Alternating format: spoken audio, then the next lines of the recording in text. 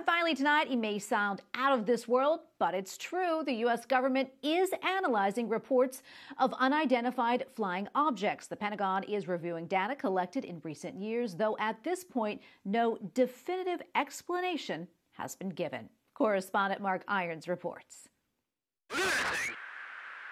It's rotating. The unexplained captured for all to see. It's no joke. Oh my gosh, dude. The U.S. government is now taking a hard look at UFOs. We take all incursions into our operating spaces seriously. Reports with visual backup of objects flying in U.S. airspace at seemingly inexplicable speeds or trajectories. These were U.S. military or intelligence reports. These were not civilian reports. Luis Elizondo, the former head of the Pentagon's Advanced Aerospace Threat Identification Program, says what we're seeing are real objects spotted by military pilots. Their observations were being backed up by gun camera footage and electro-optical devices, and further backed up by radar. The director of NASA is among those who can't seem to put a name on it. We don't know if it's extraterrestrial. We don't know if it's an enemy. We don't know if it's an optical phenomenon. A report from the Pentagon on these unidentified flying objects is expected to land right behind me in the hands of Congress any day now, as everyone looks for some answers.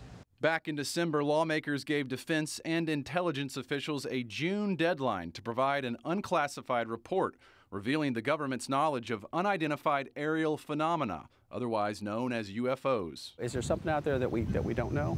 All of this has grabbed the attention of Joel Arneo. The former Air Force officer in flight test development says the government may know more than it's letting on. I mean, there's a lot of top secret work that goes out there in the black world within the Pentagon, and that may be what we're seeing. But Elizondo says it's not U.S. secret technology. It is either foreign adversarial technology, or it is something completely and totally different, an entirely different paradigm. Jonathan Lunine is the chair of the Department of Astronomy at Cornell University. He's also the vice president of the Society of Catholic Scientists. Lunine is urging caution before making out-of-this-world assumptions. As a scientist, I would, caution everyone not to go to the most extraordinary explanation, which is, a tendency that people have because we like excitement in our lives. Lunine says more data would need to be collected. But beyond these recent sightings, the possibility of life beyond Earth has been a real topic considered for centuries by both science and faith. Lunine says microbial life doesn't seem out of the question, and it would show the diversity in God's creation. Why shouldn't that diversity extend to other worlds? We know it extends back in time. We know there are species and creatures that no longer exist today, but once existed. And so, why should that not be the case elsewhere? And while answers are sought to those big universal questions, Lunine says we can't rely on science alone.